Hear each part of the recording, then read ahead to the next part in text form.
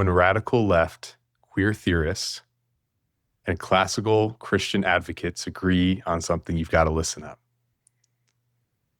Here's what our cultural elites and traditional Christians both believe.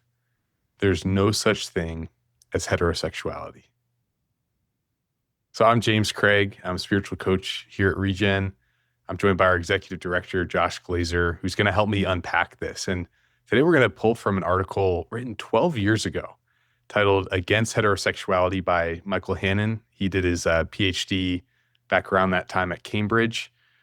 And the article will be in the show notes, so definitely feel free to check it out. But I just felt like we really got to unpack this on Becoming Whole because sexual orientation has not been around that long. So Josh, I'm just curious, I forget if I've already told you this or you know this, but do you know when the terms homosexual, heterosexual were invented? All right, I want to, as the exec director of Regeneration, I just want to say right now, like, hey, if you're listening and you're thinking, wait, has Regen gone off the deep end? Are they going south? Are they like just hold on. Like we're gonna unpack. I know a little bit of where James is going here, and it's a good, holy place. Yeah. All right. So James, in answer to your question, I'm thinking, from what I remember, depending on where you are in the world, it was late 19th century, maybe in France, where You're spot on almost. The word. So yeah, go ahead. You got it. Well, the same decade that a few other things were invented, the 1860s, somewhere in Europe. I actually don't know exactly where, but you're right that at the end of the 19th century in the US is when those terms first started coming into use. Okay. So these terms, friends, are not rooted in the classic Christian worldview that Josh and I hold to. 2,000 years of church history that has been unified until very recently, in part because of this exact topic, on what it means to be a sexual person. But we're going to find some interesting agreement for a little bit with some of the self-proclaimed. I'm not using this term radical left queer theorists, but self-proclaimed people in that kind of world, including some of you have heard of a guy named Michel Foucault. It looks like it's written Michael Foucault, but it's a French name. He's a 20th century philosopher who lived with same-sex relationships. He was open about that. He points out that in the 1800s, the elite at that time, who, by the way, were no longer primarily Christian, at least in that part of Europe, the elite at that time chose smart-sounding, yet ultimately unscientific terms of heterosexuality and homosexuality. And here's a quote in the article from Foucault. Homosexuality appeared as one of the forms of sexuality when it was transposed from the practice of sodomy onto a kind of interior androgyny, a hermaphrodism of the soul. The sodomite had become a temporary aberration. The homosexual was now a species. So we're going to unpack in just a moment why this matters, how this is going to affect those who identify with their same-sex attractions, those who identify as heterosexual. We're going to unpack why we need to actually leave these terms behind, in our opinion. But Josh, what do you think about the fact that this term was invented so recently, and even someone like Foucault points to that and kind of bemoans the invention of these terms of heterosexual and homosexual? Yeah, so I'm curious about Foucault's reason for it, but what pops immediately, and this is, I think, important for our listeners to know, like why are we talking about this? Is this just an academic exercise in kind of the development of language? The reason it matters is because language matters. Language shapes how we think. Language shapes how we perceive of what reality is. And so the idea that there was no, like, so to use common day language, there was no, or current day language, kind of category for gay and straight. Correct. As an identity, or as a kind or a type, or as Foucault says, a species of person. I mean, you can even pause for a moment and imagine, like, what would it be like if you erased those as categories of personhood or categories of identity in our culture today? Like, there is no such thing as gay or straight. What would that change as far as how people understood themselves and each other? So this is why it matters. So yeah, it's kind of, I'm curious about where Foucault's going. I'm curious about where the article is Hammond that wrote is going. Yeah, let me share one more direct quote, Josh, and this is going to begin to get into what you were talking about. The original orientation essentialists, so those who were inventing these terms, heterosexual, homosexual, could not even offer a principled reason to prefer heterosexuality over homosexuality, which was the linchpin of their position. They were trying to say heterosexual good, homosexual bad. That's what they were trying to do, but without a Christian worldview. So continuing the quote, left with nothing but inherited sensibilities and arbitrary fiat, their heteronormative measure failed where its procreative predecessor had succeeded for centuries. So the Mm. Christian mindset that had succeeded for centuries, almost 2 millennia, or at least maybe a full millennia, if you will, uh, gave sound reason for these rules. But the new mindset of we can't have this Christianity, but we still believe heterosexual, like we still believe opposite sex actions are good and same sex actions are bad. So we got to give them these new terms. So let me finish the quote here. The orientation essentialist structure, this binary of heterosexual, homosexual, which was meant to be a surefire defense against homosexual debauchery, thereby became the strongest weapon in its arsenal. Mm. So part of what I think he's saying at the end there, Josh, and I'd love to hear your thoughts, is that when the sexual revolution picked up a century later in the 1960s, there's now this very strong vitriol, especially as it continued, in the 80s and 90s and to where we are today in the 2020s. There actually came the use of those who wanted same-sex behavior to be normative, right? People who are like, hey, we should be able to do whatever we want with our bodies. There's no procreative reason for sex. It's just about pleasure. Those people actually grabbed hold, people like the radical queer theorists that we're going to be citing even more. They grabbed hold of this binary and said, who's to say that heterosexual is good and homosexual is bad? Like, we should actually kind of topple that hierarchy. And so they actually used the language created 100 years ago to hold on to the old school mindset against it because the original old school mindset, if you will, the classical Christian view was removed. And so they had to try to find something that would actually hold on to their arbitrary values at that point.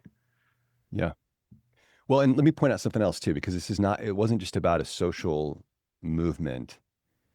It was also about, and is about real people wrestling with, hold on, if there is a better and worse version of sexuality, and I find in myself an orientation that falls into the less good or the bad, that what does that mean about me? That sends me to a place that's really negative. And so for them to pick up on and try to use the new way of thinking, homosexual, heterosexual as kind of a categorical description of certain kinds of people, it makes total sense that folks would say, like, because nobody wants to be less than. Of course, of course.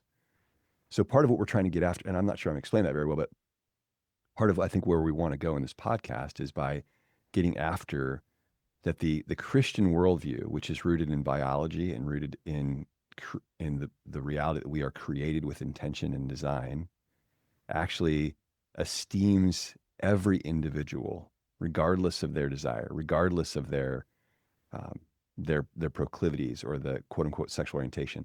It esteems every individual more powerfully and more thoroughly than that break from biology and the break from understanding ourselves as designed creatures.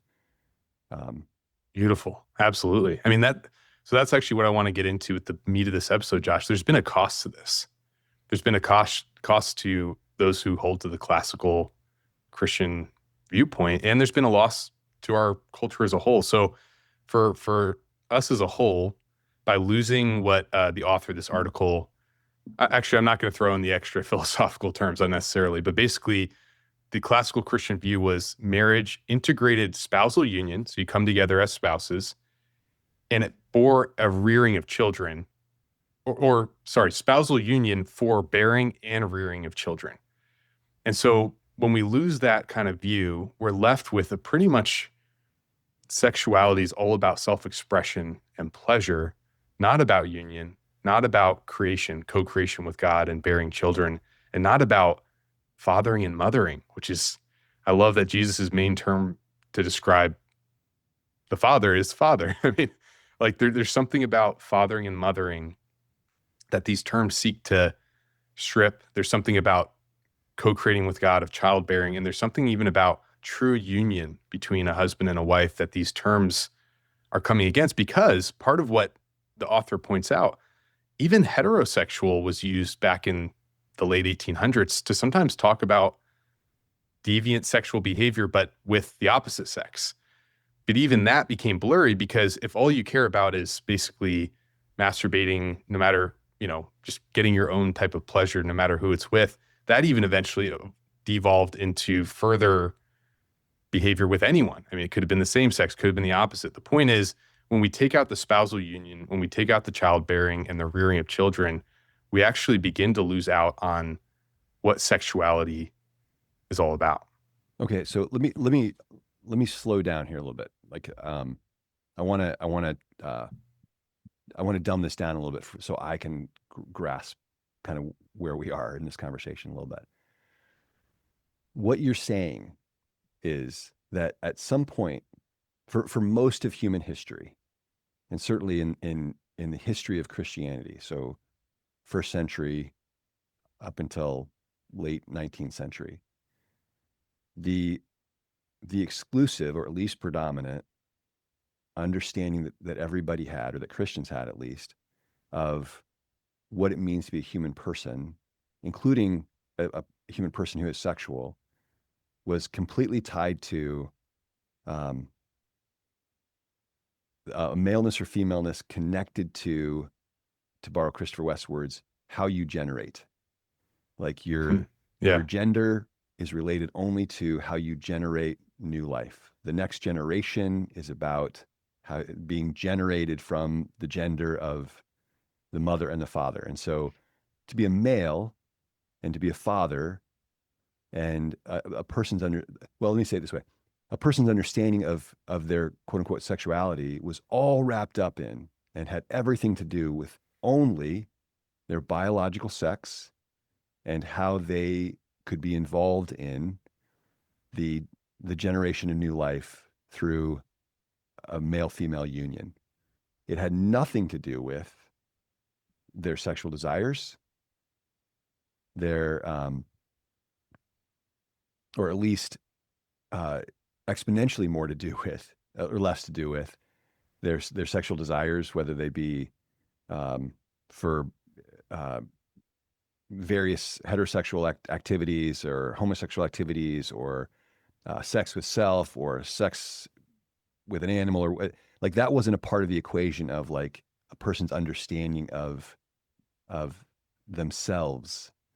And then at some point, there began to be introduced, either intentionally or unintentionally, for social activist reasons or academic reasons, or just personal sense of well-being reasons. They were introduced to this idea of like, let's stop defining our personhood around maleness and femaleness. Let's start defining our personhood more around, or at least include in the definition of what it means to be a person, and I included our sense of identity, how you're attracted, like in what way you are sexually drawn to others, and we're going to make that a And part think of your about, identity. remember how I think it was Foucault we were quoting earlier, who says something about like we've created like a species, like you're either part of the heterosexual species or the homosexual species. I mean, just think about the pressure that puts on people with same-sex desires who would be part of quote unquote the homosexual species, which obviously doesn't exist. But burden, here's Doesn't one way. exist. Doesn't exist in, not that people don't exist who have same-sex Right. attractions and Absolutely. desires, but rather that But you're saying. this way of classifying humans into a species of this and a species of that, that's not Gotcha. Yeah. good. So one of the things that this does is it means it, and you see this especially with young people today, they're taught from a young age to do a deep, not truly deep, but like look really deep within and figure out, what do you desire most, and what words most align with that. How do you categorize your desire? And so this actually puts people who deal with same-sex attractions or or trying to figure out, does that mean I'm a homosexual or something like that? Um, we actually recognize that that puts an incredible weight on young people. This article was written 12 years ago, Josh, but I think this has only gotten way more intense in the last 12 years. I mean, in fact, this article was written when I was, I think, about leaving high school, heading into college. And I remember there'd be times in high school where I'd hear about, someone who had what they'd call a gaydar, which was like their ability to uh, figure out if someone might want to hook up with them in a same sex kind of way. And I just remember one time that left me wondering, like, wait, do I have these attractions? Like, how do I analyze that? What if they picked up something in me that would set off their gaydar? And what would that say about me? So we put an incredible pressure actually on young people. It's in the name of self-expression. It's in the name of the idea of freedom, but it's actually, I'd say, bondage, because our desires change all the time. Our desires are up and down and left and right, and they're shifting sand. And I'm not saying we don't want to cultivate desires. That's actually one of the most beautiful things we can do, is cultivate a desire for Jesus. That's what we call virtue, is desiring what God desires. So I'm not saying we should throw out the term desire at all. I'm just saying when we're taught to do this deep analysis all the time of our own desires, that puts an incredible weight. And then, especially maybe in the Christian world, if we bind those with these kind of inclinations to their inclinations, if we say, hey, you're same-sex attracted, therefore you're a gay Christian, that's another burden of, oh, we're saying this is who you are. You're part of this species, and you can't act on that. Or if you're part of a affirming church, you might say, and you can act on that. But for kind of classical Christians, they might adopt this language, Josh, but then they put that burden on people, like, this is who you are. There's nothing you can do about it. And I'm not going to help you do anything about it because there's nothing you can do about it. So what I'm trying to say is these terms actually put an incredible amount of weight on young people, on people who experience same-sex attraction to whatever degree, and on those who historically have been called homosexuals. Hmm. All right, so James, a couple things come to mind as you're talking. One is right out of the gates. I think not right out of the gates because we're well into this conversation, but I know there are people listening who are just this. They're thinking this is so wrong. I'm talking about Christian people who are listening to this, going, this doesn't make sense. Like, what, like you're using this, you're talking about like the idea of a homosexual, heterosexual as being a kind of a species. Like, I don't understand that. And there are people listening going, like, wait.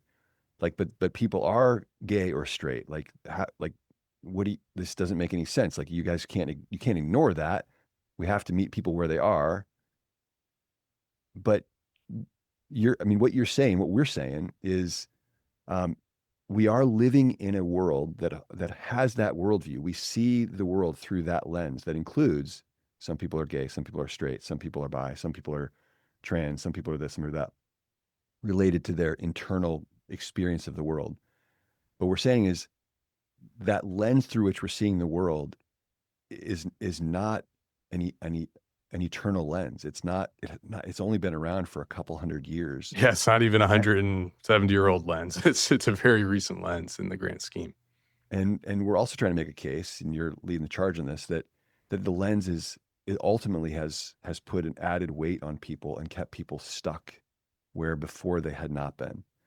So James, what would you say to the person? So let me just pause there for a second and just invite our listeners to, again, to kind of take in the idea of like, even if you're kind of confused, can you at least ask the question and consider like, well, what if our view of people through a lens that includes sexuality as a key marker of their identity, what if that is just a lens? What if it's a veil? What if it's a pair of shades that you've grown up with and that everybody you know wears, but that the Lord actually wants to remove, to open our eyes and to help us to see something, to see reality differently than we've been taught is real.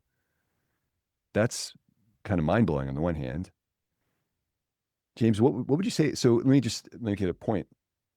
What would you say to somebody listening who experiences same-sex attraction, here's what she says, and is wrestling a bit with like, well, wait a second, like it helps me to understand that I'm not alone, to know that there are other people like me. It helps me to have something to call my experience.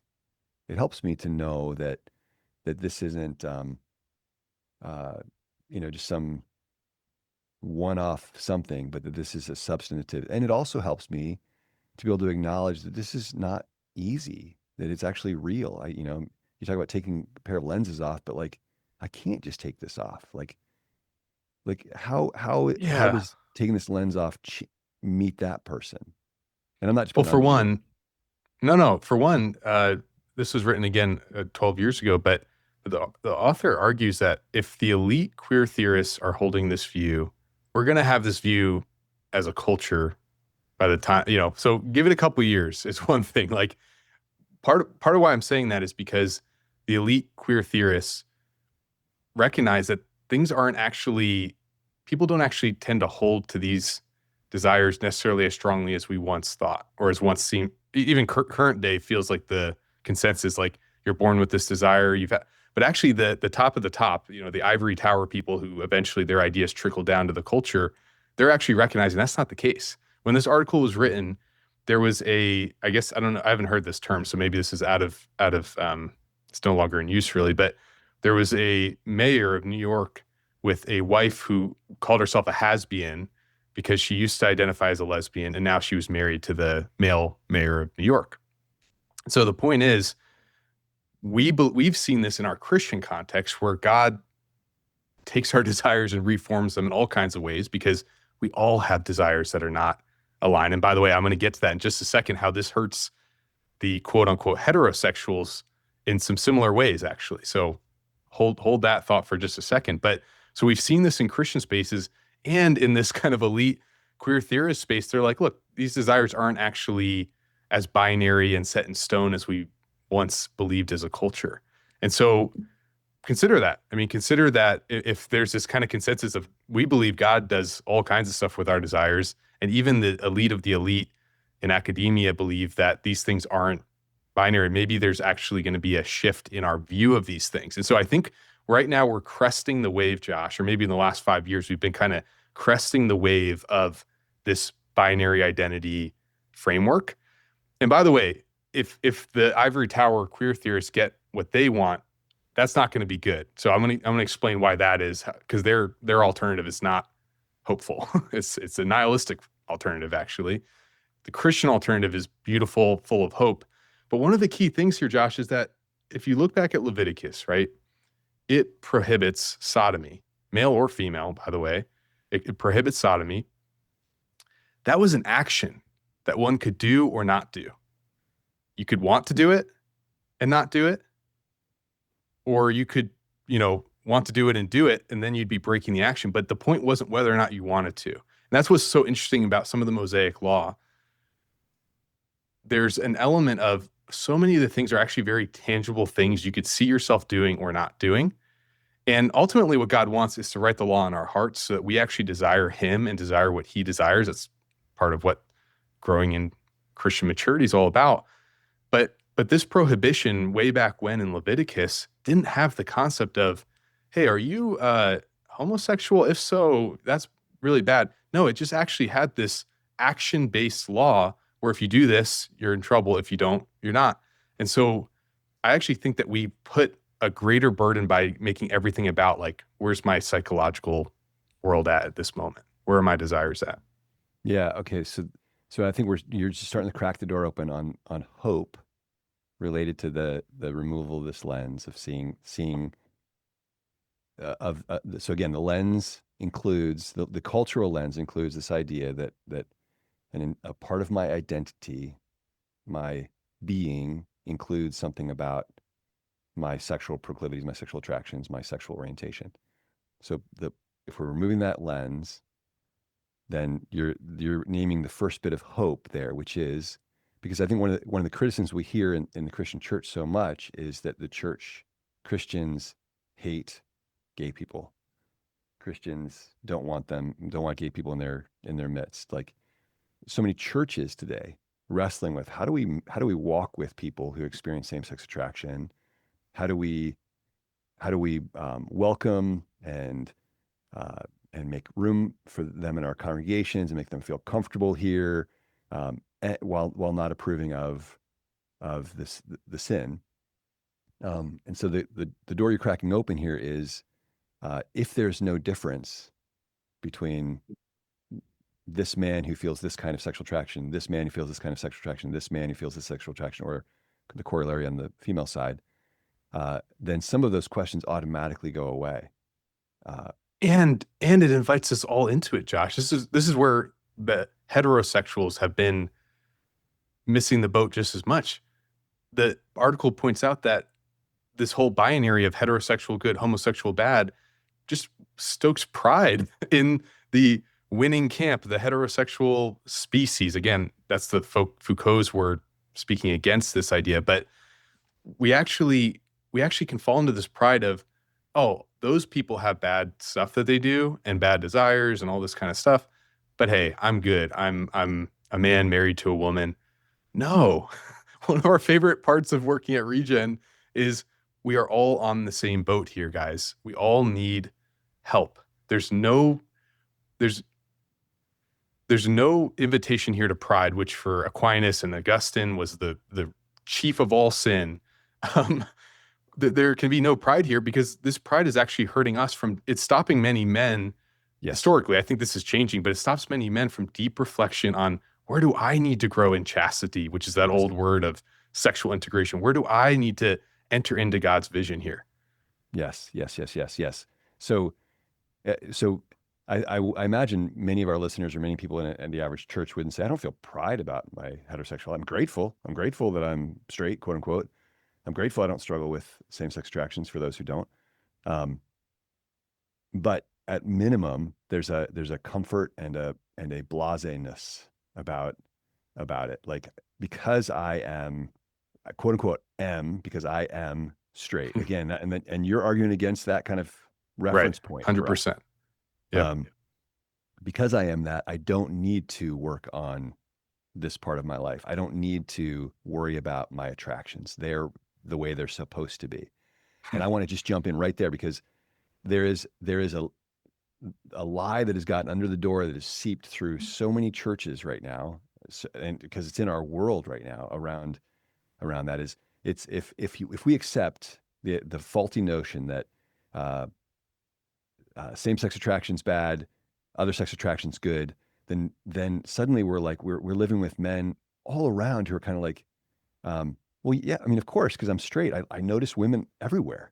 Of course I'm attracted to women that aren't my wife. Of course I find them sexy. Of course I would think about sleeping with them. Like, I don't, but I feel that. I think there's just a pastor recently who was called out online for just some very flippant comments about that. I don't know him, his story, anything about that. So I'm not trying to make judgment there, but but I think there's so many Christian men who don't examine their heart posture towards women or towards even their wives in this way, because they've been given a faulty pass about what chastity is. They thought, I don't need to be chaste. I'm married. Like, whoa. The ancient Christian church for 2,000 years would say like that.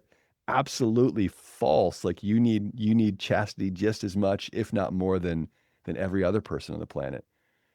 And chastity, by the way, is an old word, but it basically just means sexuality ordered toward God in righteousness and wholeness. That's why our tagline in this podcast is called Becoming Whole.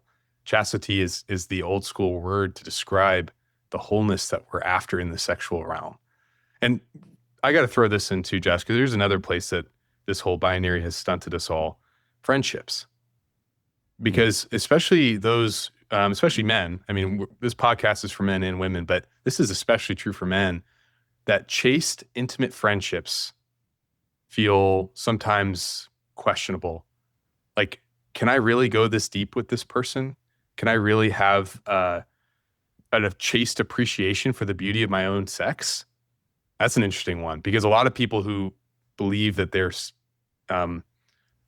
defined by their same-sex attraction, they're like, man, look how attractive that guy was with the six-pack running on the side of the road.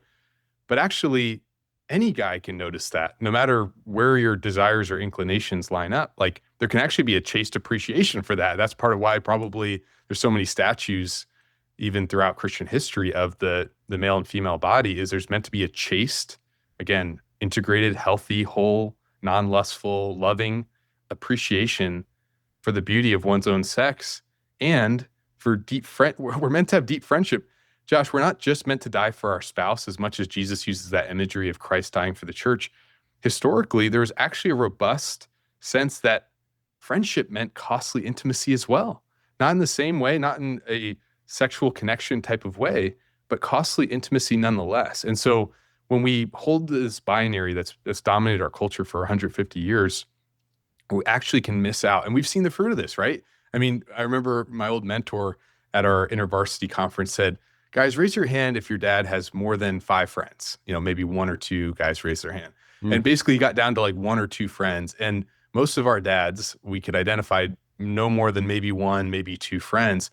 The point being, not to dishonor if my dad's listening or whatever, but this type of dynamic is part of what has fed in to the I'm a lone wolf thing among men, which, by the way, sets up men for addiction more than almost anything else. And that's part of why we spend so much time in groups here and encouraging groups and encouraging being part of your local church. And because we actually need male to male, chaste, loving relationships to heal, no matter where our desires are, including those who have same sex attractions. This is an invitation to maturity. We're not saying, hey, everyone's stunted. That's great. We're saying, hey, we're all stunted. And that's an invitation to grow in Christian maturity, to grow in this chastity. You know, one of the things that I'm eternally grateful for. So almost 30 years ago, not quite 30 years ago, I learned about this ministry called Regeneration. And I learned about it as a ministry that helped men deal with sexual addictions. And after I came and started getting help here, I learned that the really the main thrust of the ministry was helping men and women who were dealing with unwanted same-sex attractions. So mostly a group of Christians who were like, hey, I feel sexual attraction to the same sex. And from them, in their discipleship of me, so from Alan Meniger and Jeff was on board here then, and Bob was on board, and others who had experienced same-sex attractions. That's a part of their story. From them, I was discipled to begin looking at myself through the lens of being a man, not through the lens of the struggle that I had. And it was hard because I was so drenched in shame about the behaviors that I was doing that words like pervert, sex addict, I don't know what else at that point, but I think, I remember hearing someone recently even refer to themselves as, I felt like a monster. I remember referring to myself as like, I feel like Dr. Jekyll and Mr. Hyde. And the reference point was really more rooted in kind of the way that I saw myself. And so I wouldn't have told you those things were true about me, but that's just how I felt. I carried those things. And so they began helping me to unpack, like, you're carrying a sense of yourself, a sense of your identity that's rooted in some of your negative behavior, and it's not serving you well. And I learned that from them because they had to fight hard for it, because they were in a world that was saying, you are gay. This is who you are. And they were saying, it's not. This is not who I am. They broke it apart for me this way. They said, I have desires, I have behaviors, and I have an identity. And the world is coming at me saying that my desires they tell me they're the ID card revealing to me who I am. So my desires reveal my identity, and my identity tells me how I should behave. And they said that's all upside down. And so we have to uproot this idea and start with just this. You have desires, you have to deal with those desires. And you're talking about, like, how do we grow in virtue, in managing our desires and directing our desires in God's way. We have behaviors, and you're identifying before the Mosaic law is all about behaviors. It's not rebuking you for what you feel. It's not rebuking you for who you notice. It's rebuking for what you do. And identity comes not from my own internal sense of myself or my internal sense of my desires. It doesn't even come from what I do. My identity comes from only one place, from the one who made me and who alone knows who I am. And so that framework for me was so helpful in breaking Mm. free from my unwanted sexual behaviors, even though they weren't same-sex attracted. But I was so grateful to the men and women who went before me dealing with same-sex attractions, they had to do the hard work of kind of parsing those things out, and it was a gift to me. And I think it's still a gift to the church today. And I think that's part of what you're getting after in our conversation. So beautiful. And I'm like, oh, that's where I learned that identity, desire, behavior thing that, some things I think I invent, Josh, and I pretty much just learned it a decade, half a decade ago from you, or That's all. you learned That's it from all. Yeah, Alan, or, that's right. but we got to land this plane. And so what I want to invite us into is the way forward. And I think on one hand, we need to continue to be a people who can confidently dismantle this worldview. And Mm, there's something so liberating about being like, hey, we've got this bizarre ally thing with the queer theorists. We're about to split from them. Let me get to that in just a second. But we do need to begin in our own hearts, in our own churches, trying as much as we can. And this doesn't mean we become the word police. This doesn't mean that we need to call this out from the pulpit if you're a pastor, or overtly say this all the time as a parent or something like that. But we need to begin dismantling in our own hearts this dividing people into heterosexual and homosexual, or whatever other labels we're wanting to use. Because we actually, and this actually calls for also a little bit of humbling of ourselves who have been in the kind of stronger position of the heterosexual. So I don't think this is as applicable as it was 12 years ago, but the article says that there's actually a need for us to recognize, hey, I've benefited from the system. Like, I've been in the norm if I'm a heterosexual. And so there's a sense in which we're giving up some of our, I don't know, power or whatever. But I think at this point, the scales have tipped in such a way where, regardless of how we identify, I'm not sure how much there is or isn't still a clear power thing. There probably is, but we should be removing that. And so that leaves us with two major options. Do we go with the queer theorist, nihilistic, anything goes ethic? Because why they're dismantling this is not because of virtue. It's not because of chastity. It's actually a stronger sense of anything goes and nothing matters, and do whatever you want sexually because nihilism, nothing matters. There's nothing worth really living for besides anything goes pleasure. We want to actually invite you into the deeper classical Christian teleological view. And I want to use that word. I know it's a big word, but Josh, you defined it so well earlier, and I noted it down. Teleological just means intention and design. God designed us with intention. We're created in his image. We're designed for God, for union with God. And so teleological just means what are we for? What are we pointing toward? Um, what's the telos? What's the purpose of us? And so the teleological view within the classical Christian theology is our passions ought to be evaluated against nature rather than vice versa. In other words, nature, who we are, created male or female, is meant to define us as children of God, made in the image of God as male or female. And if we're Christians, children of God, sons and daughters, we evaluate everything else, all of our desires, all of our passions against that. Basically, that's what defines us. That's who we are most fundamentally. And if we desire things that don't actually bear fruit, literally, I mean, if I desire sexuality that is non-fruitful, and you might want to unpack that in a second, Josh, what I'm kind of alluding to there, I want to be actually reoriented toward God.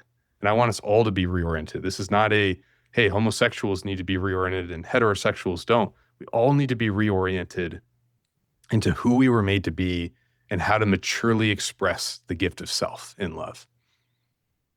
Yeah, that's beautiful. So, I'm thinking again about our brothers and sisters listening, for whom their only experience of themselves as sexual creatures, sexual beings, includes this discovery at some point, for many of them in early adolescence, of same-sex attraction, not other sex attraction. And um, and I long for them. Uh,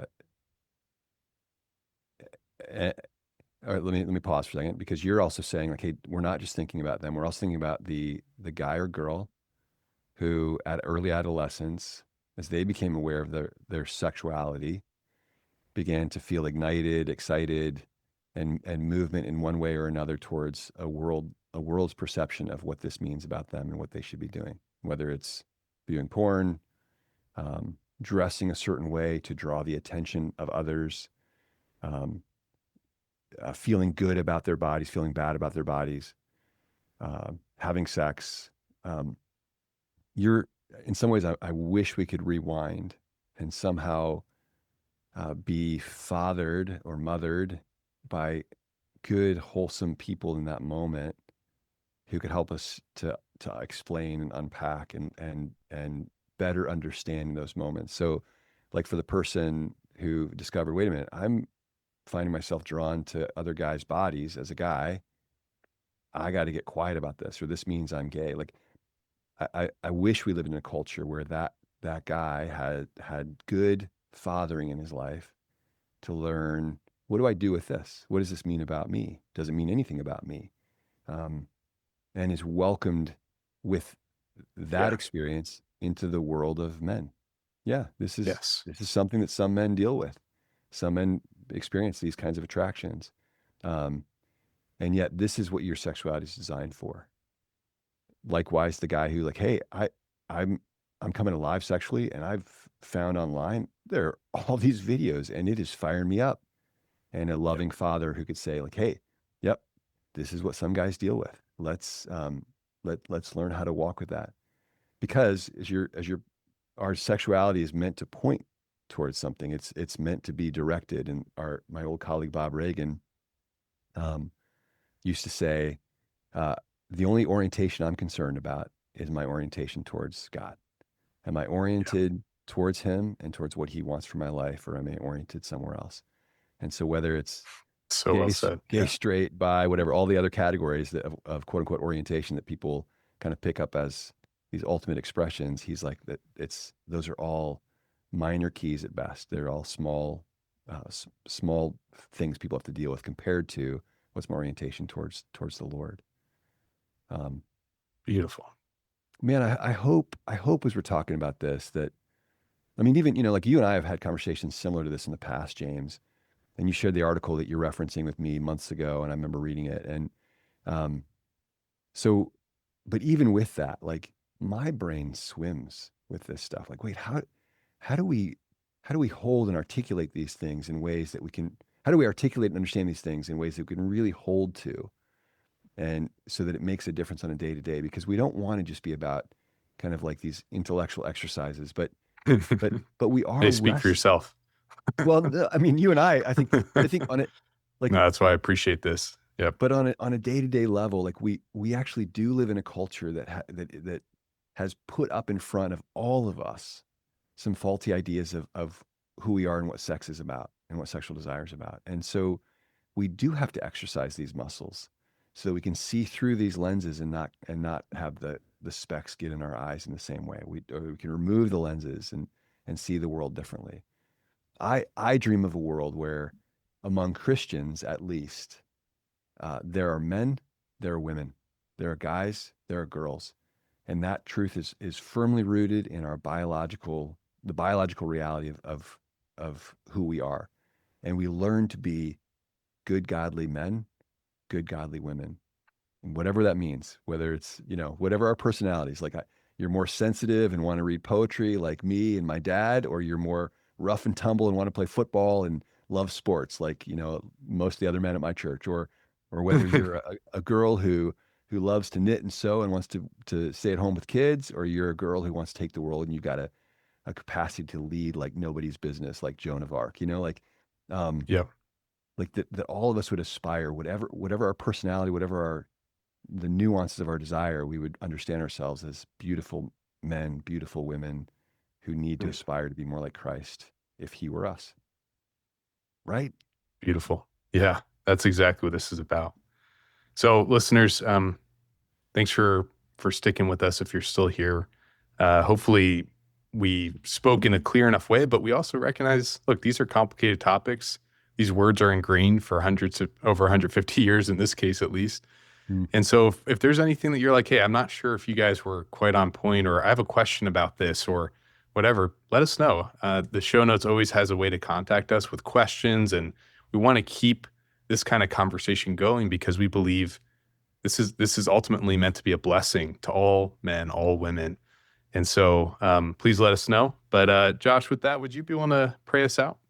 Yeah, yeah. Father, you are the one who made us, each one of us, uniquely and specifically according to your design. Lord, would you break through the darkness, help us to know ourselves as you know us, that we might lift our heads high as men among men or women among women, and in all our relationships with men or women alike. Lord, that we might, as Dallas Willard put it, be more like Jesus and live like Jesus would if he were us. Yes. Oh, Jesus, we need your salvation in this area, maybe as much as any other in this day and age. So move in power according to your life, your death, your resurrection, and ascension. We ask it for us. We ask it for every man and woman listening. In Jesus' name, amen.